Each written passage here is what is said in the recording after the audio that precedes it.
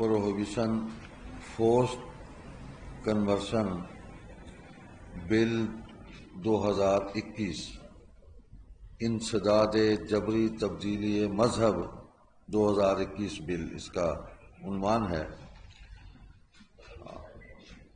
یہ اسمبلی سے اس کو پیش کیا گیا۔ اس وقت میرے ساتھ عالمی مجلس تحفظ ختم نبوت کے مرکزی نائب امیر حضرت مولانا عزیز احمد صاحب اور میرے بائیں طرف مجلس احرار اسلام کے مرکزی سیکرٹری اطلاعات جناب ڈاکٹر عمر فاروق صاحب اور مولانا نور اللہ رشیدی صاحب یہ موجود ہیں، اور میرے دائیں جانب ہمارے نو مسلم بھائی ہیں محمد عبداللہ جو سابق قادیانی ہیں، سابق ہندو ہیں۔ اسی طرح ایک ساتھی یہاں ڈاکٹر محمد آصف ہیں، سابق قادیانی ہیں۔ بھائی شفیع اللہ ہیں، سابق ہندو ہیں۔ میں ان حضرات کی موجودگی میں اس بل کے حوالے سے کچھ باتیں عرض کرنا چاہتا ہوں۔ سب سے پہلی بات تو یہ ہے کہ مجلس احرار اسلام اپنی تمام برادر دینی اور سیاسی تنظیموں کی حمایت سے اس بل کو مکمل طور پر مسترد کرتی ہے اور اسے غیر اسلامی، غیر آئینی اور بنیادی انسانی حقوق کی خلاف ورزی قرار دیتی ہے۔ اقوام متحدہ کے انسانی حقوق کے چارٹر کے مطابق فرد کو مذہب کے اختیار میں مکمل آزادی حاصل ہے، اس پر کوئی قدغن نہیں لگائی جا سکتی۔ حکومت یہ بل پارلیمنٹ میں لانے سے پہلے اس کے لیے لابنگ کر رہی ہے، حالانکہ خود آئینی ادارہ جو موجود ہے اسلامی نظریاتی کونسل، اس کے ایک سابق چیئرمین نے اپنے ٹینور میں اس بل کو غیر اسلامی قرار دیا تھا اور اسے مسترد کیا تھا۔ ہم سمجھتے ہیں کہ دراصل بیرونی ایجنڈے پر کبھی ہمارے خاندانی نظام کی بربادی کے لیے گھریلو تشدد بل لایا جاتا ہے، ڈومیسٹک وائلنس بل، اور اسی طرح کبھی مذہب کا معاشرہ میں متحرک اور مؤثر کردار ختم کرنے کے لیے وقف املاک بل لا کر مرضی کے قوانین وضع کیے جاتے ہیں۔ اسی طرح تبدیلی مذہب کے عنوان سے 18 سال سے کم عمر افراد پر قبول اسلام روکنے کے لیے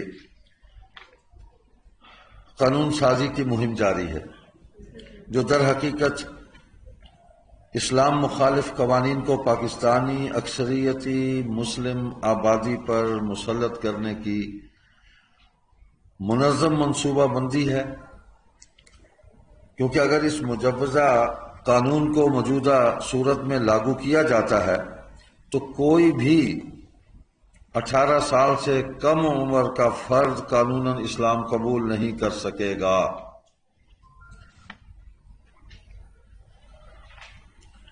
خلاصہ یہ ہے اس بل کا کہ کسی شخص کے بارے میں یہ نہیں سمجھا جائے گا کہ اس نے اپنا مذہب تبدیل کیا ہے جب تک کہ وہ شخص 18 سال یا اس سے بڑا نہ ہو جائے۔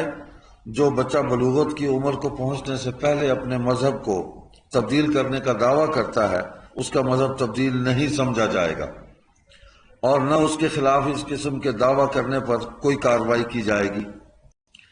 جبری مذہب کی تبدیلی میں ملوث افراد کو 5 سے 10 سال تک سزا اور جرمانہ ہوگا۔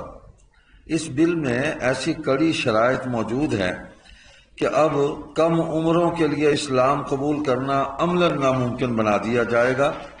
ہمارے نزدیک یہ بل جبری تبدیلی مذہب کو روکنے کا بل نہیں بلکہ اسلام کو قبول کرنے سے جبراً روکنے کا بل ہے۔ یہ درست ہے کہ جبراً کسی شخص کو مسلمان نہیں بنایا جا سکتا، لیکن شریعت کی روح سے جو فرد بھی باہوش و حواس بلا جبر و اکراہ اور برضا اور رغبت اسلام قبول کرتا ہے تو پھر کسی کو یہ حق نہیں پہنچتا کہ اس فرد کو قبول اسلام سے روکے۔ اگر جبراً مسلمان بنانا درست نہیں تو جبراً اسلام قبول کرنے سے روکنا کہاں کا انصاف ہے؟ یہ اقدام بنیادی انسانی حقوق کی سنگین خلاف ورزی ہے۔ مجوزہ قانون پاکستان کے آئین کے اصولوں کے برعکس شریعت اسلامیہ کے منافی اور عدل و انصاف کے تقاضوں کے سراسر خلاف ہے۔ اسلام ہر عمر کے افراد کے قبول اسلام کا خیر مقدم کرتا ہے۔ جہاں تک کم عمر افراد کے قبول اسلام کا سوال ہے تو اسلامی تعلیمات اور ہماری تاریخ اس کی شاہد ہے کہ امیر المومنین سیدنا علی المرتضیٰ رضی اللہ تعالیٰ عنہ نے 10 سال کی عمر میں اسلام قبول کیا، جبکہ سیدنا زید رضی اللہ تعالیٰ عنہ نے ابتدائی عمر میں اسلام کو قبول کیا، اور رسول اللہ صلی اللہ علیہ وسلم نے ان کو اپنا منہ بولا بیٹا بنا لیا۔ بچپن میں اسلام قبول کرنے کی بیسیوں مثالیں موجود ہیں۔ معوذ اور معاذ کی مثال بھی موجود ہے کہ انہوں نے غزوہ بدر میں مقابلہ کیا اور حضور صلی اللہ علیہ وسلم سے اجازت لے کر جہاد میں بھی حصہ لیا، بچے تھے۔ خود سیدنا حسن اور حسین رضی اللہ عنہما گو کہ وہ پیدائشی طور پر مسلمان تھے، والدین مسلمان تھے، آغوش نبوت میں پلے، لیکن حضور صلی اللہ علیہ وسلم نے ان کو بچپن میں بیعت کیا، باقاعدہ توبہ کرائی، اور اس کو بیعت تبرک کہا جاتا ہے۔ اور حضرت عبداللہ بن جعفر طیار وہ بھی چھوٹے سے تھے، ان کو بھی ساتھ بٹھایا، بیعت کیا ان کو کہ میرے ساتھ یہ کلمہ پڑھو۔ تو یہ اسلام کسی عمر کی کوئی قید نہیں لگاتا، جو بھی قبول کرنا چاہے وہ آ جائے، اور اس کے لیے مکمل تحفظ فراہم کرتا ہے۔ ان کے لیے خصوصی احکامات جاری کیے، ان کے حقوق کا خاص خیال رکھا۔ مواخات مدینہ اس کی واضح مثال ہے۔ ہمارے اہل اقتدار جو ریاست مدینہ کا دعویٰ کرتے ہیں، انہیں اسلام کی ان زرعی روایات سے سبق لیتے ہوئے قبول اسلام کرنے والے مسلمین کے راستے میں رکاوٹیں کھڑی کرنے کی بجائے ان کی کفالت کا انتظام و انصرام کر کے ان کی حوصلہ افزائی اور دلجوئی کا سمع کرنا چاہیے، اور قرآن مجید کے حکم کے مطابق ان کی تالیف قلب کا اہتمام کرنا چاہیے۔ بل کی مزید ایک شق پر غور کیجئے کہ نوعمر اسلام قبول کرنے والے کو 21 دن اور 18 سال کے بعد اسلام قبول کرنے والے کو 90 دن کی مہلت دینا کہ وہ اپنے فیصلے پر مزید غور و خوض کرے۔ دراصل مہلت دینے کا مطلب یہ ہے کہ اس مدت کے دوران نو مسلمین اور ان کے خاندان والوں کو ڈرا دھمکا کر اسلام کو انہیں ترک کرنے پر مجبور کیا جا سکے۔ سوال یہ ہے کہ اگر نو عمر کا اسلام قابل قبول نہیں تو پھر یہ بتایا جائے کہ اگر دو میاں بیوی قانون کے مطابق اسلام قبول کر لیں تو کیا مجوزہ قانون کا یہ مطلب نہیں ہوگا کہ ان کے بچے 18 سال کی عمر کو پہنچنے تک غیر مسلم ہی تصور کیے جائیں گے، اور ان کو اس نعمت سے محروم رکھنے کا کون مجرم ہے اللہ کے ہاں؟ اور اس عمر سے زیادہ کے جو لوگ ہیں بالغ، اگر انہیں 90 دن تک آپ اپنی آبزرویشن میں رکھتے ہیں، اپنی نگرانی میں رکھتے ہیں، مطالعہ مذاہب کرواتے ہیں، یعنی وہ خود سوچ بچار کر کے ایک آدمی آیا تو اس کو اسلام قبول نہیں کرنے دیتے، اس دوران وہ مر گیا کفر پر، تو اس کا ذمہ دار کون ہوگا؟ آج کے اخبار میں وفاقی وزیر مذہبی امور جناب نور الحق قادری صاحب نے بھی ہمارے اس موقف کی تائید کر دی ہے کہ تبدیلی مذہب کے لیے عمر کی قید نہیں رکھی جا سکتی، لہذا اب حکومت کو بھی اپنے موقف میں تبدیلی پیدا کرنی چاہیے۔ ہم سمجھتے ہیں کہ تبدیلی مذہب بل قادیانیوں کی خوشنودی اور فتنہ قادیانیت کے فروغ کا سبب بنے گا، اس لیے ضرورت ہے کہ اسلامی نظریاتی کونسل کی سفارشات کی روشنی میں اس بل کا جائزہ لیا جائے، اور نظریاتی کونسل جو ایک آئینی ادارہ ہے، اس کی جتنی بھی سفارشات ہیں جو اب تک سرد خانے میں رکھی ہوئی ہیں، ان کو قانونی شکل دی جائے، اسمبلی میں ان کو لایا جائے اور اس پر بحث کی جائے، اور آئین ہی کے مطابق جتنے بھی ایسے قوانین ہیں، کوئی ایسی بات ہے جو خلاف اسلام ہے، اس کو اسلام کے سانچے میں ڈھالا جائے۔ آئین اس بات کا پابند کرتا ہے حکومت کو۔ پاکستان ایک اسلامی نظریاتی ملک ہے، اسلام ہی ہمارے وطن کی شناخت اور پہچان ہے۔ ہم اس ملک کی شناخت کو دھندلانے اور اسلام کے تشخص کو مٹانے کی ہر سازش کو ناکام بنا دیں گے، اور ایسے تمام غیر آئینی ہتھ کنڈوں اور اسلام سے متصادم قانون سازی کی پوری قوت سے مزاحمت کریں گے۔ ہم تبدیلی مذہب بل کو مسترد کرتے ہیں اور آج سے مجوزہ قانون کے متعلق بھرپور عوامی آگاہی مہم شروع کرنے کا اعلان کرتے ہیں۔ اس سلسلہ میں ارکان پارلیمنٹ سے ہم ملاقاتیں کریں گے اور ان کو اس حوالے سے اویئرنس دیں گے، ان کی معلومات میں اضافہ کریں گے، ان سے مکالمہ کریں گے۔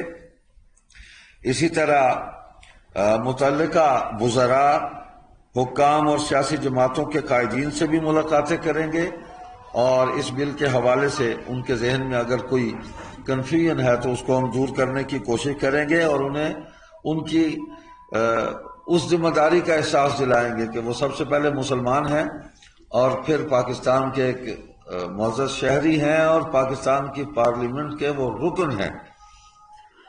وہ اپنے حلف اور منصب کی پاسداری کریں اور آئین اور پاکستان اور اسلام کے تحفظ کو یقینی بنائیں۔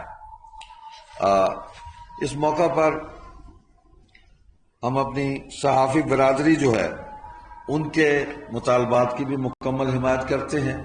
ان کی روک تھام کے لیے بھی ایک بل لایا گیا ہے، یعنی حکومت بلوں پر ہی چل رہی ہے، اور جو حکومت اس طرح اپنی زندگی کے دن جو ہے وہ بلوں پر ہی پوری کرنے کی مطلب اس راستے پر چل پڑے، تو نظر تو یہی آتا ہے کہ وہ جلد ہی کسی بل میں خود ہی گھس جائیں گے یا گھسا دیے جائیں گے۔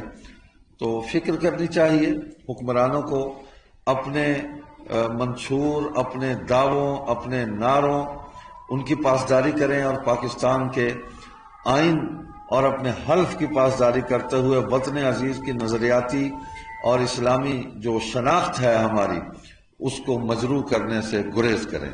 بہت شکریہ۔ ہم صحافی برادری کے مطالبات کی بھی مکمل حمایت کرتے ہیں اور انشاءاللہ آپ کے شانہ بشانہ کھڑے ہیں۔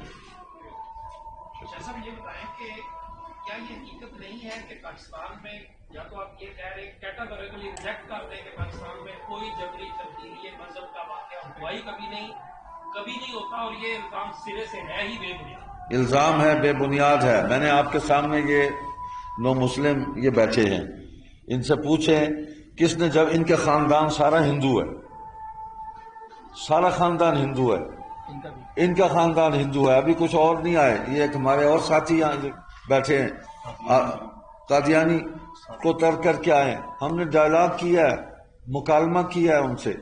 آپ ایک آدمی کو کہتے ہیں کہ آپ 90 دن ہمارے آبزرویشن میں ہیں، مطالعہ کریں۔ ایک آدمی مطالعہ کر کے تحقیق کر کے آیا ہے، کوئی ایسا واقعہ نہیں ہے، یہ سب بیرونی ایجنڈا ہے۔ دنیا کے کسی ملک میں یہ ایسا نہیں ہے کہ آپ کسی کو اس کے مذہب قبول کرنے سے آپ روکیں، ایسا نہیں ہے۔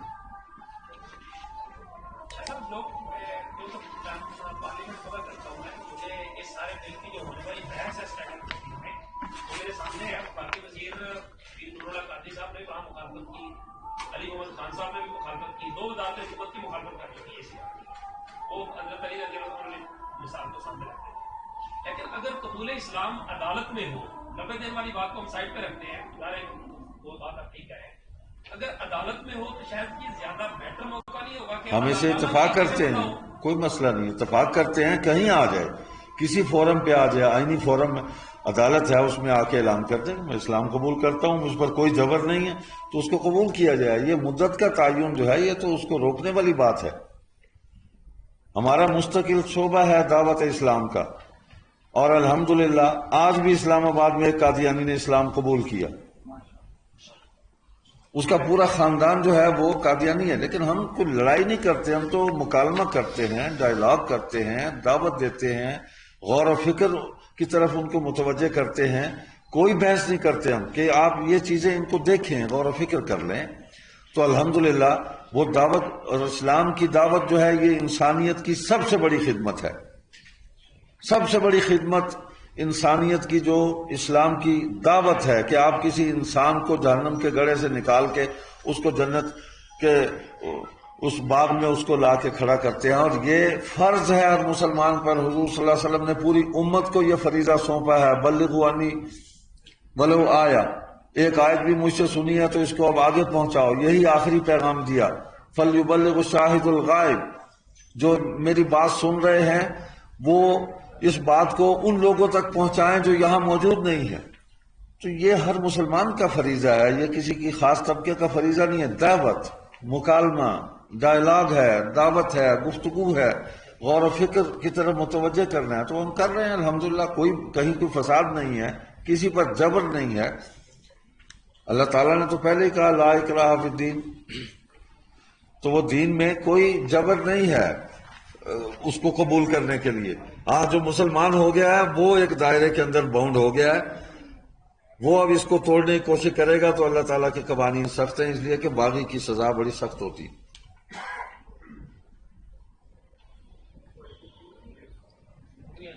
آج اس سلسلے میں ہماری جمعیت علماء اسلام کے سربراہ اور پی ڈی ایم کے سربراہ مولانا فضل الرحمان سے بھی میری ملاقات ہوئی، اور اس طرف ہم نے اس حوالے سے مشاورت کی ہے. انشاءاللہ تمام دینی قوتیں، جمعیت علماء اسلام، مجلس احرار اسلام، عالمی مجلس تحفظ ختم نبوت اور دیگر جماعتیں، ہم مل کے اس پر متفقہ لاہ عمل بنائیں گے. مشاورت ہماری جاری ہے. بہتر یہ ہے کہ حکومت جو ہے وہ کسی ناخوشگوار صورتحال کو پیدا ہی نہ ہونے دے اور ایک خوبصورت انداز میں اس مسئلے کو حل کر دے. بہت شکریہ. اگر ہم اس کو بالکل کنسائز کریں تو کیا ہم یہ کہہ سکتے ہیں کہ عدالت میں قبول اسلام جو ہے، جو ان کے الزامات ہیں اس سے بچنے کے لیے عدالت میں قبول اسلام ہو جائے تو ٹھیک ہے، تاہم 90 روز کی پابندی لگانا غلط ہے؟ کیا میں درست سمجھا ہوں؟ ایسے ہی تو ہمارے یہ ساتھی جتنے ہیں انہوں نے کورٹ میں اس کو رجسٹرڈ کروایا اپنے قبول اسلام کے سرٹیفکیٹ. عمر کا تعین نہیں ہے. یہ جتنے بھی ہمارے ساتھی آ رہے ہیں آج کل مسلمان ہو رہے ہیں، خود وہ ہم کورٹ میں ان کو لے جاتے ہیں کہ آپ یہاں آ کر مجسٹریٹ کے سامنے، جج کے سامنے بیان دے دیں. یہ بیان حلفی ہے، وہ تحریری بیان لے کے آتے ہیں. جج پوچھتا ہے کہ کوئی جبر نہیں، انہیں کوئی جبر نہیں، اس کو رجسٹرڈ کر دیتا ہے. یہ کوئی مسئلہ نہیں ہے، تو پھر اختلافی بات نہیں. اور کوئی بات نہیں. بہت شکریہ، بہت مہربانی، جزاکم اللہ خیر.